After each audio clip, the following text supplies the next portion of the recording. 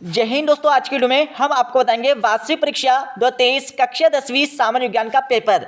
आपका जो social science का पेपर होने वाला 7 मार्च को दोस्तों आपको सेट बी का फुल सॉल्यूशन इसी वीडियो में मिलने वाला है।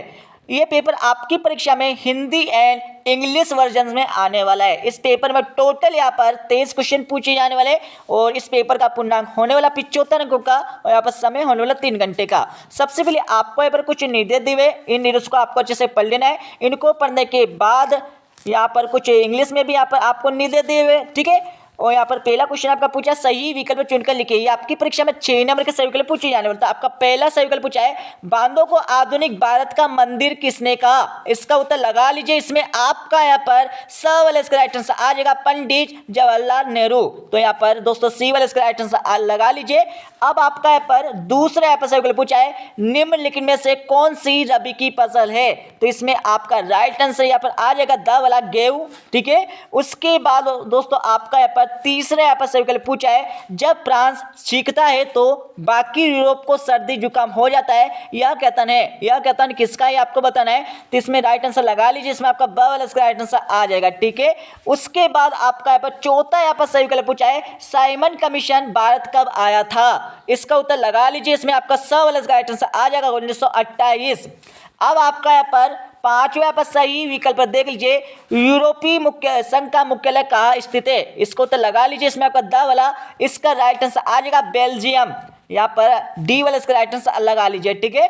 अब आपका यहाँ पर छठा यहाँ पर सही विकल्प पूछा है भारतीय रिजर्व बैंक की स्थापना कब हुई थी। इसका उत्तर लगा लीजिए। इसमें आपका राइट आंसर यहाँ पर आ जाएगा सन 1935। मतलब ब वाला इसका राइट आंसर लगा लीजिए बी वाला। अब आपका यहाँ पर अगला क्वेश्चन पूछा है आपका क्वेश्चन 2। इसमें आपको क्या करना है खाली स्थान की पूर्ति करके लिखना है। ये आपकी परीक्षा में 6 नंबर के खाली स्थान पूछे जाने वाले हैं। तो आपका पहला खाली स्थान पूछा है खालिस्तान के नेतृत्व में जर्मनी का एकीकरण पूर्ण हुआ। इसका उत्तर लगा लीजिए। इसमें आपका आ जाएगा ऑटो वन बिस्मार्क। दोस्तों यहाँ पर पहले यहाँ पर खालिस्तान का लगा लीजिए आंसर ऑटो वन बिस्मार्क आ जाएगा, ठीक है। बिस्मार्क आ जाएगा यहाँ पर पहले खालिस्तान का आंसर। अब आपका यहाँ पर दूसरा खालिस्तान पूछा है सत्ता की साझेदारी खालिस्तान की आत्मा है। किसकी आत्मा है आपको बताना है। इसको उत्तर लगा लीजिए। इसमें आपका आ जाएगा लोकतंत्र यहाँ पर आपका इसका राइट उत्तर आ जाएगा। अब आपका यहाँ पर तीसरे यहाँ पर खालिस्तान पूछा है औद्योगिक क्रांति सबसे पहले यूरोप के खालिस्तान देश में हुई।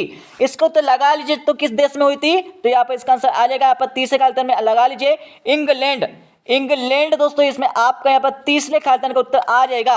अब आपका चौथा खालिस्तान पूछा है खालिस्तान दुनिया का सबसे बड़ा लोकतांत्रिक देश है। इसको उत्तर लगा लीजिए। इसमें आपका यहाँ पर भारत आ जाएगा। चौथे खालिस्तान में लगा लीजिए भारत। इसमें आपका राइट आंसर आ जाएगा। अब आपका यहाँ पर पांचवें खालिस्तान पूछा है आर्थिक विकास में जनता के खालिस्तान में स्तर में वृद्धि हुई है। इसको उत्तर लगा लीजिए। इसमें दोस्तों आपका यहाँ पर आ जाएगा पांचवें खालिस्तान में जीवन। पांचवें खालिस्तान में यहाँ पर जीवन आ जाएगा। अब आपका यहाँ पर छठा यहाँ पर खालिस्तान पूछा है मधुमक्खी पालन खालिस्तान क्षेत्र में आता है। इसको तो लगा लीजिए। इसमें आपका आ जाएगा प्राथमिक।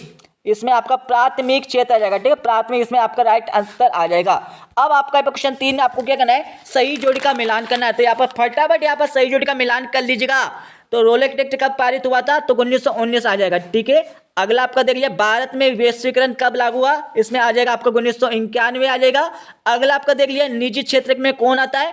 तो यहाँ पर दोस्तों टिस्को आता है, ठीक है। टिस्को इसमें आ जाएगा। अगला आपका देख लीजिए समवर्ती सूची में कौन आता है। तो यहाँ पर शिक्षा आता है। अगला आपका देख लीजिए ज्वारी पतन में आप लगा लीजिए। ज्वारी पतन में आपका कांटला आ जाएगा। अगला आपका देख लीजिए भारत में लिंगानुपात कितना होता है। तो 919 होता है, ठीक है। तो ये आपका सही जोड़ी हो जाएगी। अब आपका यहाँ पर अगला देख लीजिए। यहाँ पर इंग्लिश में भी आपको कर लेना है। तो मैं आपको बता देता हूँ इंग्लिश में भी यहाँ पर देख लीजिए। तो पहले में आप लगा लीजिए यहाँ पर 1919 आ जाएगा। दूसरे में आप लगा लीजिए 1991 आ जाएगा। तीसरे में आप लगा लीजिए। तीसरे में आपका टिस्को आ जाएगा। यहाँ पर टिस्को हमारे यहाँ पर पड़ा है। और अगला आपका देख लीजिए यहाँ पर इसमें आपका एजुकेशन आ जाएगा, ठीक है। उसके अगला आपका देख लीजिए इसमें आपका कांडला आ जाएगा। और अगला आपका यहाँ पर 1919 आ जाएगा, ठीक है। अब आपका यहाँ पर कुछ यहाँ पर 4 देख लीजिए। इसमें आपको क्या करना है एक वाक्य उत्तर देना है। तो आपका पहला क्वेश्चन पूछा भारत की पहली रेल मुंबई से थाने के बीच चली। इसने कितनी दूरी तय की आपको बताना है। इसको तो लगा लीजिए। पहले क्वेश्चन में आपका आ जाएगा 34 किलोमीटर आ जाएगा, ठीक है। उसके बाद आपका दूसरा क्वेश्चन पूछा है बॉक्साइट किस उद्योग के लिए कच्चा माल प्रयुक्त होता है। तो यहाँ पर दूसरे में आपका आ जाएगा एल्यूमिनियम उद्योग। एल्यूमिनियम लगा लीजिए। इसमें एल्यूमिनियम इसमें आपका राइट उत्तर आ जाएगा एल्यूमिनियम। एल्यूमिनियम उद्योग इसमें आपका यहाँ पर दूसरे क्वेश्चन का उत्तर हो जाएगा। अब आपका तीसरा क्वेश्चन पूछा है, नेपोलियन ने इटली पर हमला कब किया था? तो कब किया था ये आपको बताना है। इसका उत्तर लगा लीजिए सन 1797 ईस्वी आ जाएगा। ठीक है, यहाँ पर तीसरे क्वेश्चन का। अब आपका चौथा क्वेश्चन पूछा है, बहुराष्ट्रीय कंपनियों द्वारा किए गए निवेश को कहा जाता है? तो क्या कहा जाता है आपको बताना है। चौथे का उत्तर लगा लीजिए, चौथे में आपका आ जाएगा विदेश नीति या विदेशी निवेश आ जाएगा। ठीक है, तो यहाँ पर चौथे में आपका विदेशी निवेश आ जाएगा। ठीक है, अब आपका पांचवा दिया है, वंदे मातरम गीत के रचयिता कौन थे? इसको तो लगा लीजिए, इसमें आपका आ जाएगा बंकिम चंद्र चट्टोपाध्याय। इसमें आ जाएगा लगा लीजिए बंकिम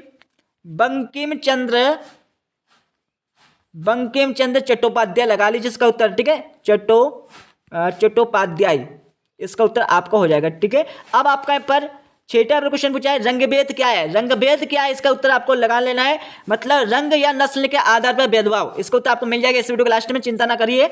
अब आपका यहाँ 5 क्वेश्चन दिया है, इसमें आपको क्या है ट्रू एंड फॉल्स बताना है, सत्य और असत्य बताना है। ये आपकी परीक्षा में 6 नंबर का आने वाला है, तो इनके उत्तर भी आप लगाते जाइए। पहला आपका सत्य हो जाएगा। ठीक है, दूसरा लगा लीजिए, दूसरा भी आपका सत्य हो जाएगा। तीसरा आप लगा लीजिए, यहाँ पर तीसरा आपका दिया हुआ है, तीसरा यहाँ पर उसको लगा लीजिए, तीसरा आपका यहाँ पर सत्य हो जाएगा। चौथा भी आपका यहाँ पर सत्य हो जाएगा। पांचवा लगा लीजिए, पांचवा आपका असत्य हो जाएगा। और यहाँ पर छठा आपका दोस्तों यहाँ पर लगा लीजिए, छठा आपका यहाँ पर सत्य हो जाएगा। ठीक है, अब दोस्तों हम चलते हैं अगले क्वेश्चन पर। यहाँ पर छठा क्वेश्चन देख लीजिए, इसमें आपको क्या करना है, संसाधन किसे कहते हैं? तो क्वेश्चन देख लीजिए, मानव निर्मित संसाधनों के 4 उदाहरण आपको देना है। इनको उत्तर आपको मिलने वाले इस वीडियो के लास्ट में। यहाँ पर 7वां क्वेश्चन देख लीजिए, मृदा अपरदन किसे कहते हैं? तो क्वेश्चन देख लीजिए, भूमि निम्नीकरण की समस्या को दूर करने के 2 उपाय आपको बताना है। अब आपका यहाँ पर 8वां क्वेश्चन देखिए, गहन जीविका कृषि से क्या तात्पर्य है? तो क्वेश्चन देखिए, वाणिज्य कृषि की 2 आपको विशेषता बताना है। 9वां क्वेश्चन देखिए, आधारभूत उद्योग क्या है? उदाहरण देकर समझाइए। तो क्वेश्चन देखिए, राष्ट्रीय अर्थव्यवस्था में उद्योगों के 2 आपको योगदान देना है। आपका 10वां क्वेश्चन देखिए, सड़क परिवहन के कोई 2 आपको महत्व बताना है। तो क्वेश्चन देखिए, डिजिटल भारत क्या है? समझाइए, इसके बारे में आपको लिखना है। यहाँ पर 11वां क्वेश्चन देख लीजिए, स्वर्णिम चतुर्भुज महाराजमार्ग किसे कहते हैं? तो क्वेश्चन देखिए, अटल टनल की 2 आपको विशेषता बताना है। अब आपका यहाँ पर देख लिए दोस्तों, 12वां क्वेश्चन पूछा है, विदेशी व्यापार और विदेशी निवेश में 2 अंतर आपको बताना है। तो क्वेश्चन के लिए वैश्वीकरण के 2 दुष्परिणाम आपको बताना है। यहाँ पर 13वां क्वेश्चन के लिए अंतर्राष्ट्रीय व्यापार किसे कहते हैं? तो क्वेश्चन के लिए रेल परिवहन का महत्व आपको बताना है। यहाँ पर 14वां क्वेश्चन के लिए रबी और खरीफ की फसलों में आपको 2 अंतर बताना है। तो क्वेश्चन के लिए पंजाब, यहाँ पर पूछा तो पंजाब किसे कहते हैं? ठीक है, अब आपका 15वां क्वेश्चन के लिए खगोल शास्त्र क्या है? लिखिए। तो क्वेश्चन के लिए कंपोजिस्टर क्या है? लिखिए। अब आपका यहाँ पर 16वां क्वेश्चन के लिए द्वितीयक व तृतीयक क्षेत्र के 2 उदाहरण आपको बताना है। तो क्वेश्चन के लिए प्राथमिक क्षेत्र क्या है? उदाहरण देकर आपको समझाना है। यहाँ पर 17वां क्वेश्चन के लिए व्यापार अवरोधक क्या होते हैं? समझाइए। तो क्वेश्चन के लिए बहुराष्ट्रीय कंपनियों से आप क्या समझते हैं? ठीक है, अब आपका यहाँ पर 18वां क्वेश्चन के लिए वनों का वर्गीकरण कीजिए। तो क्वेश्चन दिया आपका जैव विविधता मानव जीवन के लिए क्यों महत्वपूर्ण है? इनको तो आपको मिलने वाले इस वीडियो के लास्ट में। यहाँ पर आपका 19 क्वेश्चन देख लिए, संघीय शासन व्यवस्था की आपको महत्वपूर्ण विशेषता बताना है। और यहाँ पर 8वां क्वेश्चन दिया आपका एकात्मक शासन व्यवस्था के 3 आपको दोष बताना है। यहाँ पर 20वां क्वेश्चन देख लीजिए, स्व सहायता समूह किन चीजों के लिए ऋण देता है?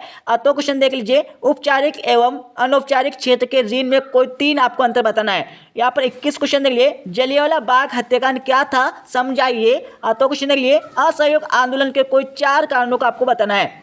यहाँ पर 22 क्वेश्चन देख लीजिए, राजनीतिक दलों के सामने आने वाले कोई 4 चुनौतियों को वर्णन कीजिए। तो क्वेश्चन दिया आपका राजनीतिक दलों के कोई 4 कार्यों का आपको बताना है। अब आपका दोस्तों इस पेपर का हमारा लास्ट क्वेश्चन बचा हमारा 23 क्वेश्चन, दिए गए भारत के मानचित्र में निम्नलिखित को दर्शाइए। आपको क्या करना है, काली मिट्टी के क्षेत्र, दूसरा आपका दिया छोटा नागपुर का पट्टा, तीसरा आपका दिया लद्दाख, दावल आपका दिया थार का मरुस्थल। इनको क्या करना है दोस्तों, भारत के मानचित्र में आपको नीचे भारत का मानचित्र दिया गया है, उनमें आपको दर्शाना है। तो क्वेश्चन देख लिया, दिया आपका दिए गए भारत के मानचित्र में निम्नलिखित को आपको समुद्री पतन को दर्शाना है। ठीक है, अब आपको यहाँ पर देख लीजिए, यहाँ पर भारत का मानचित्र आपको दिया हुआ है, इसमें आपको क्या करना, ऊपर दिए गए जो बिंदु आपको इनको दर्शाना होगा। ठीक है, मैं आपको बता देता हूँ यहाँ पर एग्जाम्पल के लिए, जैसे कि दोस्तों यहाँ पर हमारी भारत के मानचित्र में दोस्तों यहाँ पर मध्य में हमारी कर्क रेखा निकलती है। ठीक है, कर्क रेखा निकलने के बाद दोस्तों यहाँ पर हमारा इंदौर यहाँ पर आ जाएगा, यहाँ पर पाकिस्तान हमारा हो जाएगा, श्रीलंका इधर आ जाएगा। इस तरह से आपको दर्शाना होगा। ठीक है, मैं आपको दोस्तों इस पेपर का फुल सोल्यूशन अब बता देता हूँ। ठीक है, अब दोस्तों आप यहाँ पर सेट बी का फुल सोल्यूशन देख लीजिए। ठीक है, तो आपको जो पहला क्वेश्चन पूछा गया जिसमें आपको सही विकल्पों का चयन करने के लिए बोला गया था, इनका आंसर आप लगा लीजिए। पहले में आपका ब वाला, सॉरी यहाँ पर स वाला आ जाएगा, उसके बाद दोस्तों दूसरे में आपका द वाला आ जाएगा, तीसरे में आपका ब वाला, चौथे में आपका स वाला, 5वें में आपका द वाला जाएगा। ठीक है, और यहाँ पर छठे में आपका यहाँ पर ब वाला आ जाएगा। अब दोस्तों आपका पे क्वेश्चन 2 के उत्तर देख लीजिए, इसमें आपको यहाँ पर खाली स्थानों की पूर्ति करने के लिए बोला गया था।